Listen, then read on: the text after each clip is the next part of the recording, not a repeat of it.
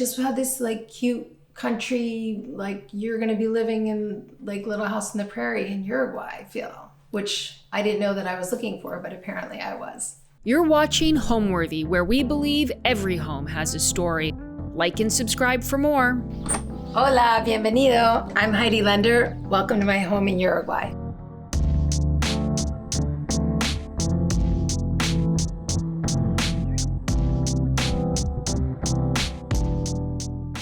I'm Heidi Lender. I'm an American photographer and writer and founder of a nonprofit creative institute named CAMPO here in Pueblo Garzón, Uruguay. I was visiting this tiny pueblo of 170 people 11 years ago. I was on holiday and I stayed here for 3 nights. I wasn't looking for a new place to live, and one morning of those 3 nights, I was taking a walk. I was just starting out my photography career.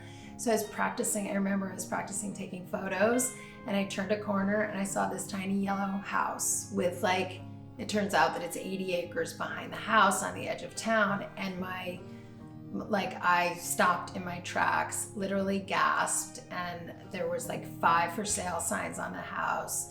I ran back to the hotel and woke up my boyfriend and I said, I think I just found our new house. And sure enough, we bought it the next day. It was then over 100 years old. It had just a small kitchen and a small entryway and a garage. And over the years, I have spent just over time, over drinking with friends, over breakups, over new boyfriends, have added on piece by piece. Okay, so we just came into this tiny little foyer. This is just a little walkway in. This is actually where I keep I don't even think I should show this, but food. I bought this in Kerala in India, where I was living in Mysore for 8 years studying yoga. There was a lot of great stuff that I accumulated there while I was living there, and I ended up sending a container home with pieces like this. Okay, here's another piece from India. This is an old Hanuman that has been cracking for years, but I love it. I'm a photographer and I take self-portraits, and this is from a series that I did while I was working in a residency in Ucross in Wyoming, and it's called Under a Great Big Sky. This is another series I did called She Can Leap Tall Buildings. I think there's 13 images. That's an ode to my mom and women who do everything. So there is the dog walker and the travel planner and the mother and the organizer, and I just hung these. I have no more wall space. This is a piece that I love that used to hang outside when I lived in California. It's from Morocco, and honestly, I think that got sent to me by accident, and it came in a container with other things. I don't actually think I bought that, but we're not going to talk about that. So what I love most about this home is that I made it myself. I'm a Taurus and I love my things, and I've amassed things from as far as I can remember amassing things and traveling and having a kind of crazy eccentric life, and this house is just an expression of that. And I think there's something really comfortable and grounding for me to have all my things around me in a place that nobody else said, you should put that there, you should put this here. It's all placed very haphazardly by me. That sounds egotistical, but there's something actually comforting in just living in, creating an environment and living in your own style. Okay, so this is where you can see how the house grew.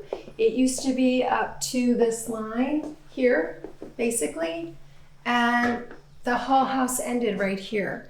And so the kitchen was up to here. There was an old gas stove pipe here. And when I first bought the house, I kept it that way. So it was just a very narrow kitchen that I then, a few years later, blew this whole out, the whole wall out. And so it feels much loftier. Actually, when I did it, I was really nervous, and it was decided one night over a lot of wine with some friends that maybe we should just punch the whole wall out. And I called the contractor the next morning, and we started work the next day, and I love it. So the kitchen is a hodgepodge of, again, things that I love. For example, this is an old O'Keefe and Merritt stove that I brought over in a container when I sent all my shit over to Uruguay.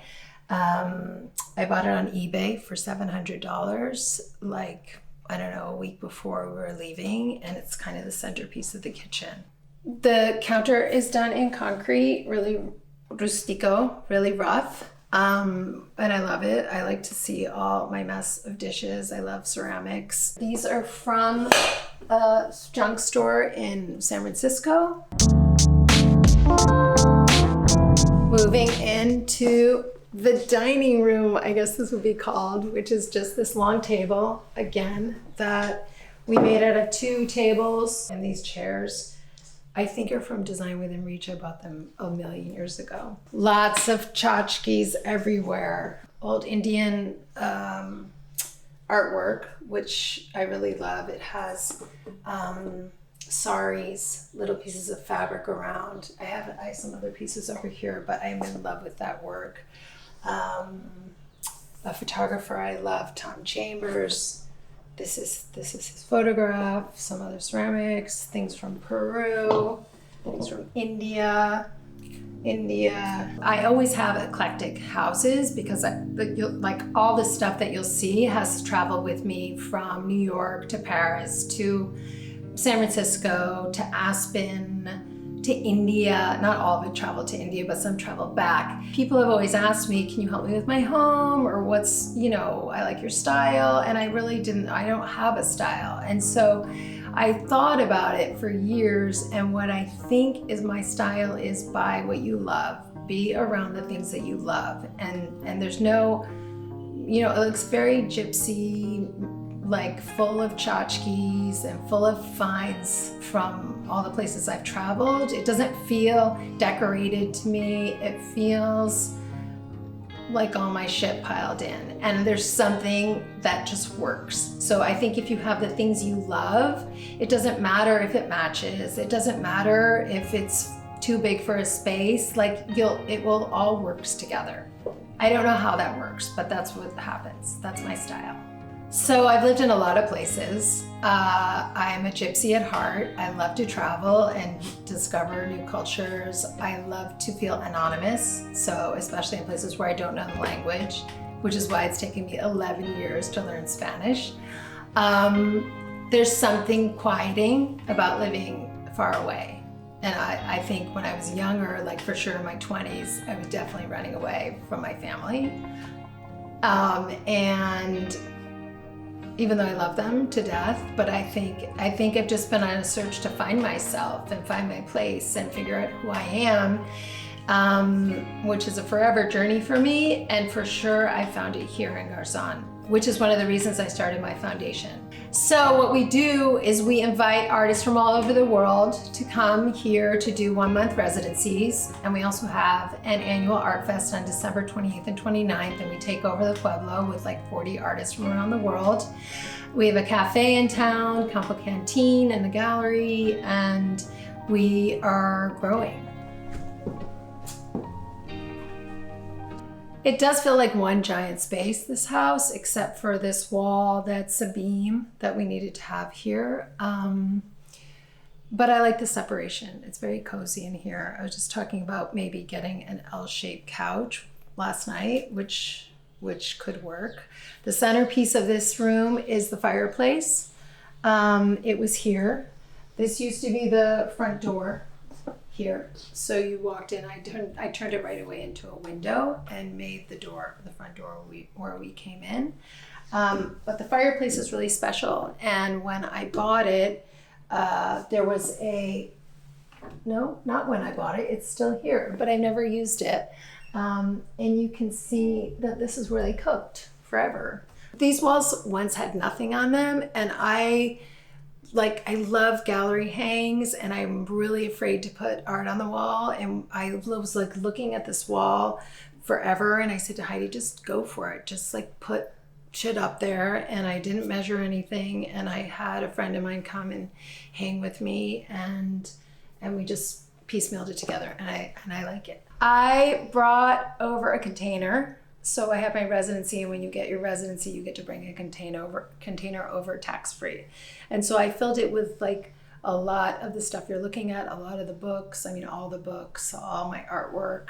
And then that was it. So I have to like bring back duffel bags of stuff when I want things from the States. And one time I brought back like 2 of these rugs. One's in my bedroom, these sheepskin rugs that I bought for $400, I think, at Costco, and another little rug in my bedroom from ABC Carpet, and that was amazing.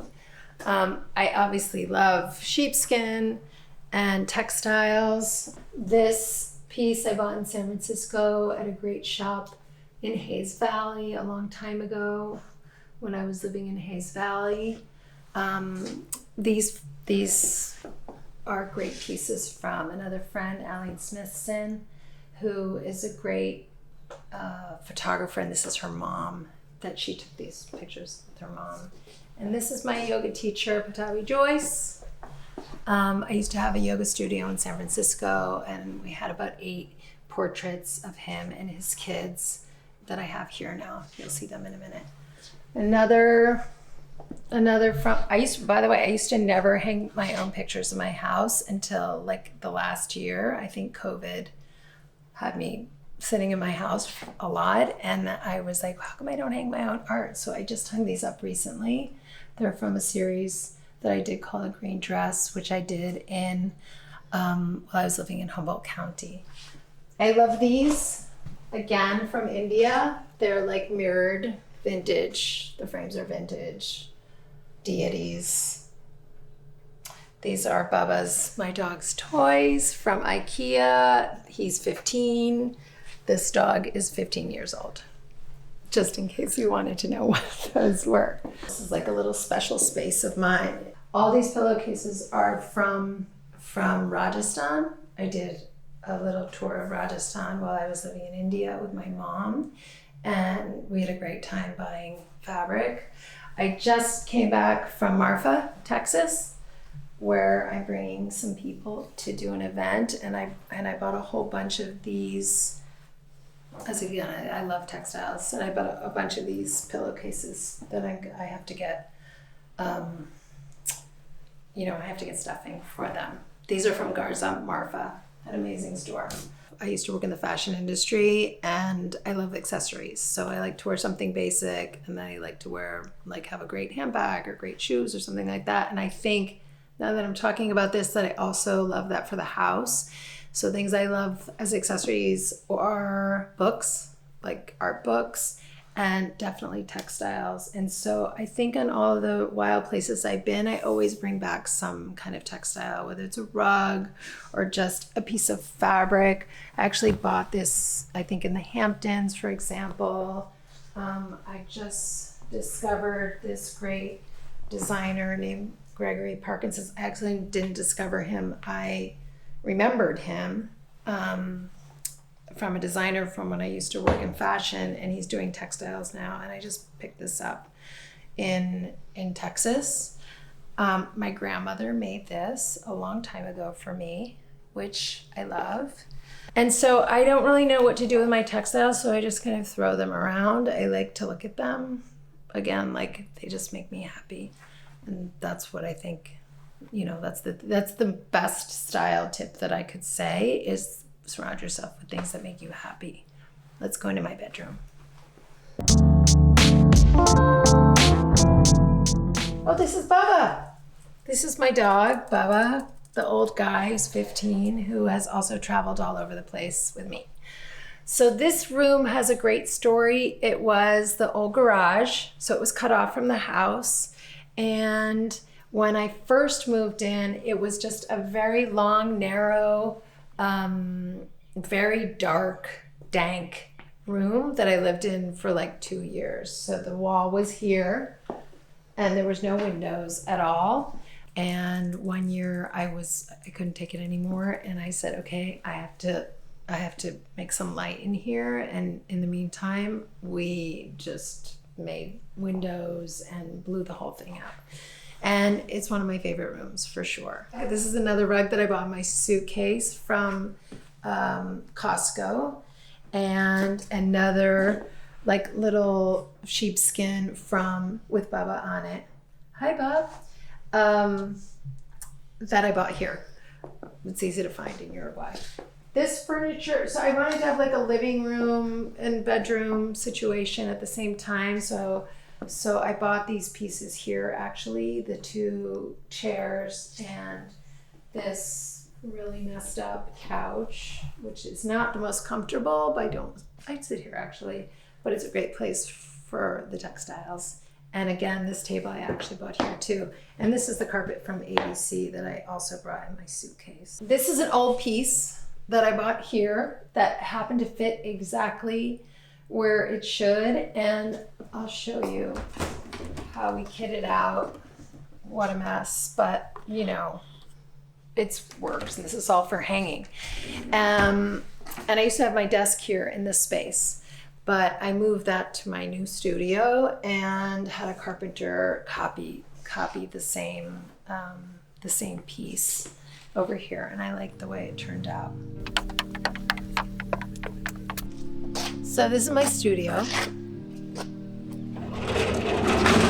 This is a Mosquito door system that I invented with the metal guy I work with, who's made all my doors and windows. He's super creative, and this is not the first time that we've come up with some kind of cockamamie idea that actually works really well. So I really like rusty old things. It is above the garage. It's the last thing I think I built. It's kind of a dream space for me. I don't get up here enough. This is a desk from the 50s that I bought in Uruguay. That used to be in my bedroom. These are designed within reach shelves that I've had since I lived in San Francisco since 2005, I think. That was the first time I put them long, and they used to be up high, and they're, you can make them in any shape you want, and I love this iteration of them the best. Let's just look at these because I love them. These are old, like Kama Sutra perfume bottles. I'm sorry, I haven't got my nails done. I live in the middle of nowhere, so that's what happens with manicures. These chairs that need to be recovered, I bought in a San Francisco junk shop on Divisadero and had them recovered. They're old Eames chairs. They're actually I bought them before Mad Men, but they're actually on Mad Men. I was happy to see them there. This is a very famous chair that is from my great aunt Sally, who like my brother and sister and I all lived in her apartment in New York, and I'm the oldest, so I was the first one that lived there, and she had this in an ottoman, and I recovered it when I was like 22 in this fabric.